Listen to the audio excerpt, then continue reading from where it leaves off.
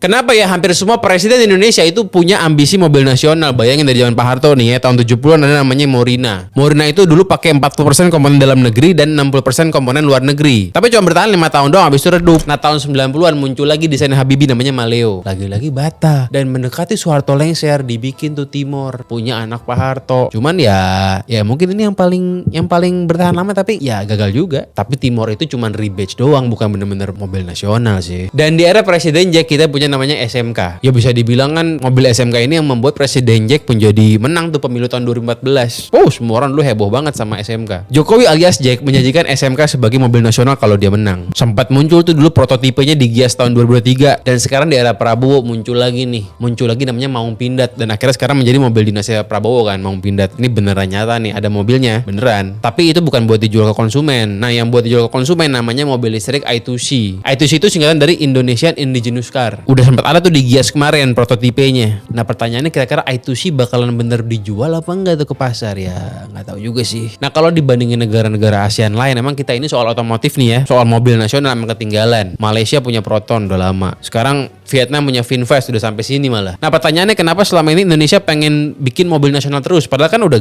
gagal berkali-kali ya. Sebenarnya sih alasannya cukup masuk akal karena kita ini pasarnya besar. Kenapa nggak kita aja yang ngejual ke diri kita sendiri dibandingkan kita impor? Ya cukup make sense sih. Dan lo bayangin kan kalau kita punya pabrik mobil nasional yang dipakai oleh banyak orang di negeri kita di pasar yang besar ini. Bayangin tuh berapa banyak lowongan tenaga kerja yang akan terbuka. Itu kan akan membantu janji 19 juta lapangan kerja. Ya daripada jadi Pak Ogah mulu, mendingan kerja di pabrik mobil. Tapi ya begini, kalau setiap kita mau bikin mobil nasional terus gagal lagi, itu kan akan buang-buang duit negara. Lo bayangin loh kalau bikin 3 tahun terus bangkrut, itu udah habis buang-buang duit buat impor mesin, impor chip, bukan hemat devisa. Di fase awal itu pasti bakalan boncos gede karena harus subsidi besar-besaran supaya dapat harga yang kompetitif. Ya karena kalau nggak disubsidi gimana mau bersaing ke pabrikan lain yang udah produksi massal gitu loh. Ya kalau baru jual satu batch terus gulung tikar ya suwe. Dan tujuan lainnya kenapa kita ngebet banget bikin mobil nasional, karena transfer teknologi lah. Ya bikin bus transfer teknologi, bikin Mopnas pun transfer teknologi. Ya gue sih setuju dengan transfer teknologi biar kita maju, tapi kan kita tahu budget riset di negara ini tuh rendah gitu loh. Dan kalau ditanya kenapa kita gagal terus, ya bisa dibilang karena setiap ganti presiden ganti kebijakan. Dan bisa juga karena ada antek-antek asing mungkin ya. Bayangin kita ini kan pasar yang besar banget. Di pasar yang sebesar ini kehadiran mobil nasional akan mengancam para oligarki-oligarki otomotif yang sudah ada kan. Apakah para Chaebol dan Zaibatsu akan ikhlas kalau ada mobil nasional yang berhasil? Kan tentu mereka akan risih juga. Ya mungkin begitu kali. Nah kira-kira lu gimana? Berani gak nanti kalau udah dijual nih I2C, berani beli gak? Kalau gue sih gak berani. Nunggu dulu deh. Kalau 5